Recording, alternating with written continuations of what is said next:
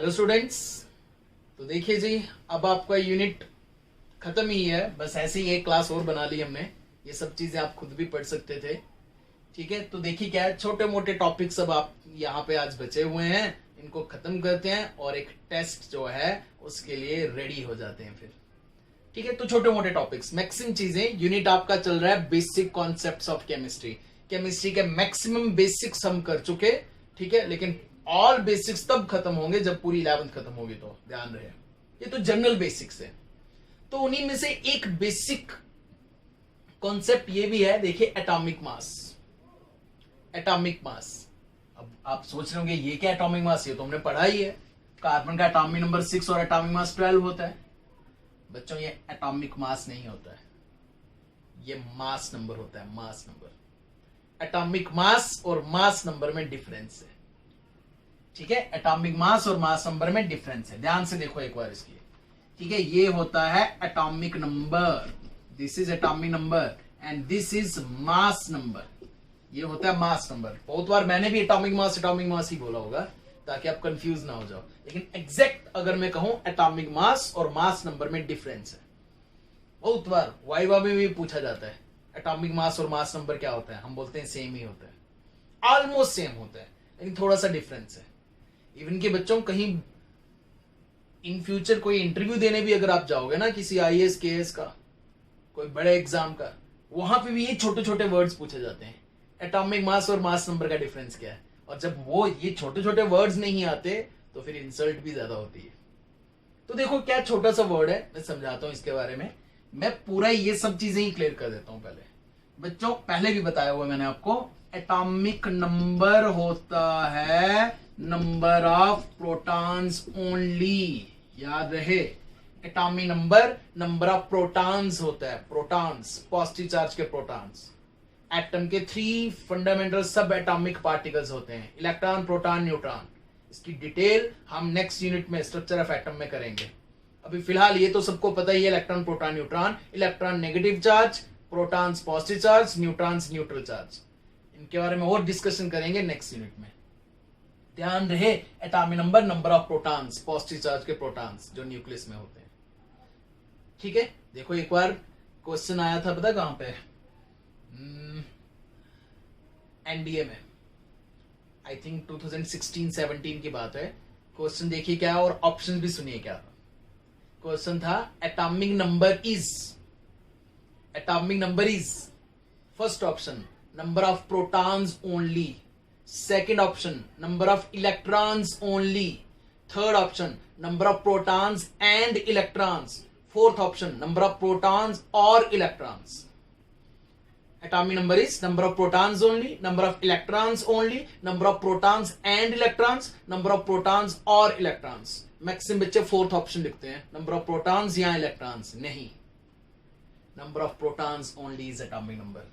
Atomic number सिर्फ number of protons होता है, ध्यान रखना। कभी भी इलेक्ट्रॉन्स के नंबर को एटॉमिक नंबर नहीं कहते, क्योंकि इलेक्ट्रॉन्स का नंबर चेंज होते रहता है। कभी एटम्स इलेक्ट्रॉन गेन कर रहे हैं, नेगेटिव चार्ज, कभी एटम्स इलेक्ट्रॉन लूज कर रहे हैं, पॉजिटिव चार्ज। तो इलेक्ट्रॉन गेन लूज करने से एटॉमिक नंबर चेंज नहीं होना चाहिए बच्चों। ठीक है, तो इसलिए कह रहा हूं atomic number number of protons होते हैं। हाँ, अगर प्रोटॉन का नंबर चेंज हो गया तो एटॉमिक नंबर चेंज हो जाएगा, और वो न्यूक्लियर रिएक्शन से, न्यूक्लियर ब्लास्ट से ऐसा होता है जब। हाँ, तो atomic number number of protons only होता है। प्रोटॉन का नंबर चेंज होगा तो एटॉमिक नंबर भी चेंज होगा। ठीक है जी। हाँ, एक एटम में जितने प्रोटॉन्स होते हैं उतने इलेक्ट्रॉन्स होते हैं, ये है, लेकिन इलेक्ट्रॉन्स के चेंज होने से एटॉमिक नंबर चेंज नहीं होगा। और बच्चों, मास नंबर होता है number of protons plus neutrons. Nucleus में जो प्रोटॉन्स पॉजिटिव चार्ज के और न्यूट्रॉन्स न्यूट्रल चार्ज के, इन दोनों को ऐड करके मास नंबर आता है। ठीक है, मास नंबर 12 है तो 6 प्रोटॉन्स और 6 न्यूट्रॉन्स होंगे, मास नंबर 12। अब देखिए एटॉमिक मास क्या होता है, एएमयू क्या होता है। ठीक है, एटॉमिक मास, ये सब तो आपको पहले से पता था। देखिए एटॉमिक मास क्या होता है बच्चों। Atomic mass 1 AMU is 1/12 of mass of carbon 12। 1 AMU होता है 1/12 ऑफ मास ऑफ कार्बन 12। एक कार्बन जिसका एटॉमिक मास 12 होता है या मास नंबर 12 होता है, उसका 1/12 पार्ट लेना है, वो 1 AMU होता है। एग्जाम्पल से बताता हूं, एग्जाम्पल से देखिए, carbon atomic number 6, atomic mass 12। किसी का भी एटॉमिक मास ग्राम्स में ले लो तो वो 1 मोल होता है, मोल कॉन्सेप्ट होता है, नहीं होता है। 12 gram of carbon is equal to 1 mole of carbon. 12 gram of carbon is equal to 6.022 into 10⁻23 carbon. तो एक कार्बन का मास कितना हुआ? 1 कार्बन का मास 12/6.022 इंटू 10⁻23 ग्राम्स हुआ ना। ये एक कार्बन का मास है। 1 AMU is equal to 1/12 of mass of carbon 12, 1/12 of 12/6.022 into 10⁻23। 12 cancel, ये होता है 1 AMU। 1/6.022 इंटू 10⁻23, ये होता है 1 AMU। हीलियम का एटॉमिक नंबर 2, एटॉमिक मास 4, तो उसमें 4 AMU है। ठीक है, 4, इसको इंटू 4 कर लीजिए, देख लेना आप। हीलियम, एक हीलियम का मास यही आएगा 4/6.022 10⁻23। ऐसे एटॉमिक मास निकालते हैं। कार्बन के कंपैरिजन में एटॉमिक मास निकालते हैं। कार्बन के कंपैरिजन में, पहले हाइड्रोजन के कंपैरिजन में निकालते थे। ठीक है, अब एविगैड्रोस नंबर भी कार्बन 12 से लाया हुआ है एविगैड्रो ने। ठीक है, और AMU 1 AMU भी यहीं से लाया हुआ है। 1 AMU is 1/12 of mass of carbon 12। बहुत बार, बहुत सारे एग्जाम्स में पहली डेफिनेशन, फर्स्ट 1 मार्क का क्वेश्चन यही होता है। 1 AMU is, define AMU, 1 AMU। ये जो U लिखते हो ना, जैसे क्वेश्चन भी था आपका, हीलियम 56 U है तो वो कितने हीलियम हुए? मतलब 56/6.022 10⁻23। तो एक हीलियम 4 U है, तो 56 हीलियम कितने हुए? 56/4 करना था। ठीक है, ये होता है। ऑक्सीजन का एटॉमिक नंबर 8, एटॉमिक मास 16 है, मतलब 16U इंटू 16 कर लो, और आप देख लेना 16/6.022 10⁻23 उतने ही ऑक्सीजन के होंगे। तो इस तरह से आप 1 AMU एटॉमिक मास या मॉलिक्यूल्स के लिए मॉलिक्यूलर मास निकालते हो। ठीक है, 1 कार्बन डाइऑक्साइड का मास, एक कार्बन डाइऑक्साइड का मास आता था 44/6.022 10⁻23। मोल कॉन्सेप्ट वाली वीडियो देख लेना। सिंपल सी बात बच्चों, जिसको पुराने टॉपिक्स नहीं आएंगे, पुराने वीडियो लेक्चर जिसने नहीं देखे हैं, उसको ये समझ नहीं आएगा। ये सब हो सकता है आपकी बुक में सबसे पहले लिखा हो। मैं मोल कॉन्सेप्ट के बाद बता रहा हूं, क्योंकि जिसको मोल कॉन्सेप्ट आएगा उसको ये समझने में प्रॉब्लम नहीं आएगी। बिल्कुल सिंपल है। इसके अलावा बच्चों छोटे मोटे और भी टॉपिक्स हैं, वो भी हम आगे डिस्कस करते हैं और इस यूनिट को फिनिश करते हैं, क्लोज करते हैं, ताकि नया यूनिट स्टार्ट कर सकें। लेकिन पहले एक टेस्ट पहले आपने दिया था, एक टेस्ट और दीजिए, रेडी होके, प्रिपेयर होके अच्छे से। आप सिर्फ टेक्स्ट बुक के क्वेश्चंस अच्छे से प्रैक्टिस करोगे। ठीक है जी, आगे के टॉपिक्स देखते हैं। तो देखो जी, एक टॉपिक और है यहाँ पे, सिग्निफिकेंट फिगर्स। ये आपने फिजिक्स में भी पढ़ा होगा। जल्दी से रूल्स बताता हूं, और इसके अगर कुछ क्वेश्चंस टेक्स्ट बुक में होंगे तो वो कर लेना। ठीक है, टेक्स्ट बुक में है इसलिए हम ये कर रहे हैं, नहीं तो ये फिजिक्स में ये सब चीजें आपने की हुई हैं शुरू के फर्स्ट चैप्टर में। सिग्निफिकेंट फिगर्स जो आपको किसी भी कैलकुलेशन में, जब भी आप न्यूमेरिकल्स वगैरह कैलकुलेट कर रहे हो, न्यूमेरिकल्स वगैरह सॉल्व कर रहे हो, तो तब लास्ट फाइनल आंसर क्या लिखना है उसमें वो। ठीक है, तो जल्दी से ये 5 मेन रूल्स हैं, इनको लिखिए। लिखे भी होंगे फिजिक्स में, वैसे तो सबसे पहले हमें यही पढ़ने चाहिए थे, क्योंकि न्यूमेरिकल्स तो हमने सारे कर लिए, अब इनका करने का कोई फन नहीं है, लेकिन सिलेबस में है तो लिख लेते हैं। All non zero digits are significant. जितने भी नॉन जीरो डिजिट्स होते हैं वो सिग्निफिकेंट है। All zeros between the non zero digits are significant. जितने भी 0 2 नॉन डिजिट 0 के बीच में आएंगे वो सिग्निफिकेंट है। 50004 अगर ऐसा है तो सारे 0 जो है वो सिग्निफिकेंट है। नॉन जीरो तो सिग्निफिकेंट है ही है, और उसके बीच में जो जीरोस आएंगे वो भी सिग्निफिकेंट है। अगेन फिजिक्स में किया ही होगा। थर्ड रूल है, leading zeros are not significant. Leading zeros, इसका मतलब ये है कि जो शुरू में आ रहे हैं, 00005, तो 1 सिग्निफिकेंट फिगर 5, बस लीडिंग जीरो सिग्निफिकेंट नहीं होंगे, ठीक है। इवन की 0.0005 उसमें भी एक ही सिग्निफिकेंट फिगर है, क्योंकि आप उसे अप्रोक्सीमेटली 5 इंटू 10⁻³ या -5 कर सकते हो, ठीक है। सिंपल सा रूल है। Fourth, trailing zeros to the right of the decimal are significant. Trailing zeros जो बाद में आ रहे हैं, to the right of the decimal are significant. And last, trailing zeros in the whole number with decimal shown are significant. Trailing zeros जो decimal, मतलब मान लीजिए ऐसे आ रहा है 540 ऐसे, तो ये सिग्निफिकेंट, ये 0 सिग्निफिकेंट है, बस, ठीक है। नहीं तो इसकी प्रैक्टिस आपने फिजिक्स में भी की होगी। अब केमिस्ट्री के अब जब फाइनल टच आपको देना है, आपको इस यूनिट का टेस्ट भी आपको देना है फर्स्ट यूनिट का, तो इसलिए ये रूल्स और इसमें जो भी सिग्निफिकेंट फिगर के 2-3 क्वेश्चंस होंगे वो भी आपको सॉल्व करने हैं। बाकी आप न्यूमेरिकल्स वाले सारे क्वेश्चंस कर चुके हो, मोलैरिटी वगैरह ये सब, तो रूल्स लिख लीजिए, फिजिक्स में भी लिखे होंगे वहीं से लिख लीजिए, वही रूल्स आप यहां पे भी लगा सकते हो, ठीक है जी। तो एक टॉपिक और आपको बताता हूं, तो बस यूनिट खत्म हो गया। चलो देखिए जी, लास्ट टॉपिक, ये भी फिजिक्स में आपने फर्स्ट यूनिट में किया होगा, थोड़ा सा मैं भी अपने हिसाब से समझा देता हूं। Accuracy and precision. बच्चों फिजिक्स में भी एक्सपेरिमेंट्स करते हैं, कैलकुलेशंस करते हैं, केमिस्ट्री में भी एक्सपेरिमेंट्स एंड कैलकुलेशंस करते हैं, तो फिजिक्स केमिस्ट्री दोनों में ही ये टॉपिक्स जो हैं वो आपके आएंगे, एक्यूरेसी एंड प्रिसीजन, ठीक है। एक्चुअली होता क्या है बच्चों, हम जितने मर्जी अच्छी तरह से एक्सपेरिमेंट करें, जरूरी नहीं है कि पूरी बिल्कुल 100% एग्जैक्ट एक्यूरेट वैल्यू है। तो 100% एक्यूरेट वैल्यू के हिसाब से हम ये देखते हैं कि बाकी एक्सपेरिमेंट से डाटा कितनी क्लोज तक पहुंचा।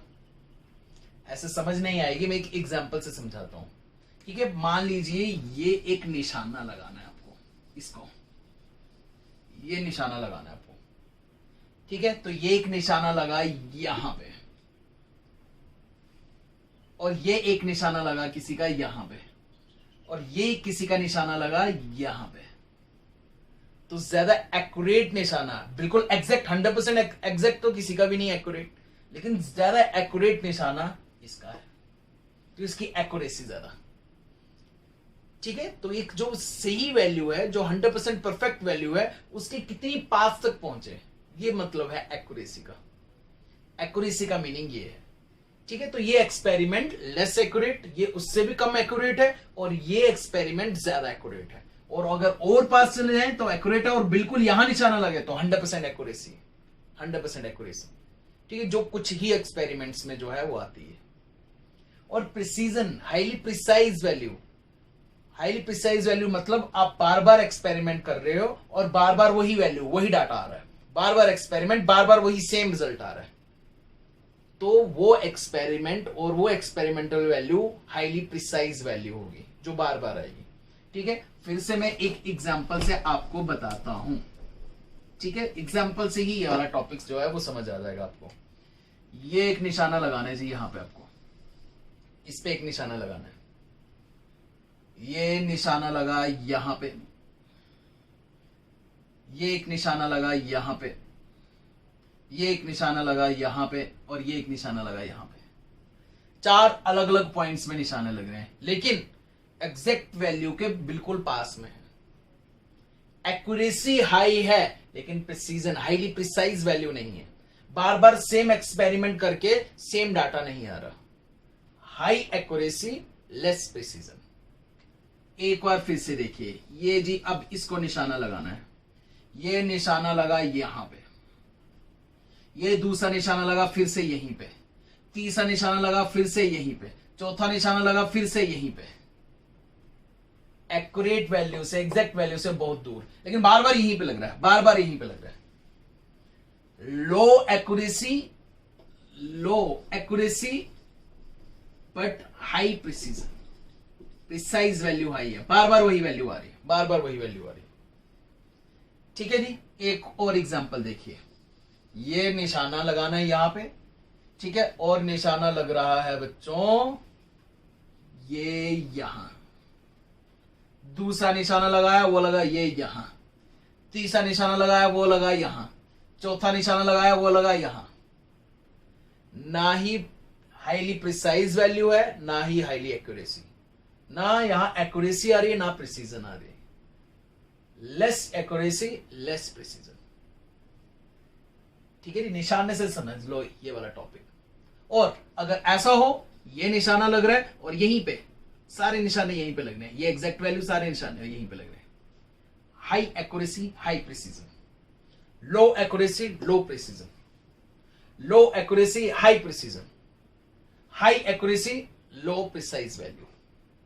ये मतलब होता है एक्यूरेसी एंड प्रिसीजन का। डायग्राम से समझ लीजिए, एक बार फिर से रिवाइंड करके भी देख सकते हो आप ये चीज क्या होगी।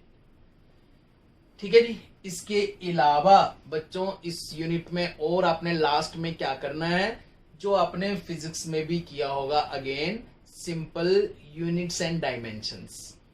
फिजिक्स में ज्यादा अच्छे से किया होगा। यहां पे तो हम वो सारी चीजें यूज नहीं करेंगे, लेकिन कुछ कुछ मास के units, SI units, standard international standard units mass के क्या होते हैं, केजी, ग्राम्स नहीं होते, केजी। टेम्परेचर के यूनिट्स क्या होते हैं, kelvin, degree Celsius, SI units, standard international units. ठीक है, इंटरनेशनल यूनिट सब जगह पे यही स्टैंडर्ड यूनिट्स है।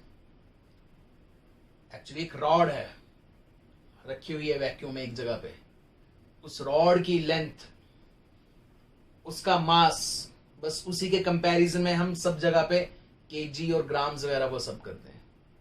ठीक है, टेम्परेचर के एसआई यूनिट्स केल्विन, जो छोटे मोटे हमें चाहिए। इसके मास के यूनिट्स केजी, और वॉल्यूम के units SI units litres, moles के एसआई यूनिट्स मोल्स। ये अपने मोलैरिटी में भी यूज किया ही होगा, मोल्स पर केजी वगैरह। तो एक टॉपिक यहां पे वो है। ठीक है जी। तो देखो बच्चों, हमने यूनिट कहां से स्टार्ट किया था, यूनिट का नाम था basic concepts of chemistry. Chemistry के बेसिक्स पढ़ने थे। सबसे पहले फर्स्ट डे मैंने आपको केमिस्ट्री का मीनिंग समझाया, केमिस्ट्री क्या होती है, कहां पे यूज होती है, वो समझाया। ठीक है, वैसे तो हमारी ओल्ड केमिस्ट्री, ओल्ड आयुर्वेद भी बहुत ज्यादा है, बहुत सारी है, लेकिन new chemistry, new chemical studies की जरूरत क्यों पड़ी, क्योंकि बहुत सारी न्यू डिजीज के लिए हमें न्यू मेडिसिन चाहिए थी, जिसमें वो हमारे पुराने घर के नुस्खे जो हैं वो काम नहीं आते थे, उसीलिए केमिकल्स चाहिए। ठीक है, जैसे एचआईवी मेडिसिन, एचआईवी के लिए जो मेडिसिन यूज की जाती है वो केमिकल है, तो वहां पे केमिस्ट्री हेल्प करती है। और भी कोई भी ऐसी मेडिसिन इसके लिए, जैसे अभी कोविड-19 कोरोना चल रहा है, तो उसके लिए भी कोई केमिकल स्टडी ही चाहिए, केमिस्ट्री की स्टडी चाहिए, तो ही बात बनेगी। जैसे सिंपल आजकल हम जो स्टेरलाइज, सैनिटाइज कर रहे हैं अलग अलग जगह पे, गली मोहल्ले जाके, बसेस को और गाड़ियों को और अपनी बॉडी को भी, तो केमिकल ही है। 70% अल्कोहल यूज कर रहे हैं हम हैंड सैनिटाइजर में। ठीक है, और जो रोड पे हमने सैनिटाइज करना है, तो उसके लिए हम हाइपोक्लोराइड, जिसे आप सिंपल कहते हो क्लोरीन सोल्यूशन है, क्लोरीन सोल्यूशन है, वो होता है सोडियम हाइपोक्लोराइड। यहीं पे पढ़ेंगे हम, 11th में नहीं, से 12th में पढ़ेंगे। ठीक है, सारे केमिकल्स जो है वो यहाँ पे आने हैं। तो यहाँ पे केमिस्ट्री की स्टडी का पता चलता है कि क्यों केमिस्ट्री पढ़नी है, क्यों केमिस्ट्री एक साइंस की एक बहुत इंपॉर्टेंट ब्रांच है और बहुत ब्रॉड सब्जेक्ट है।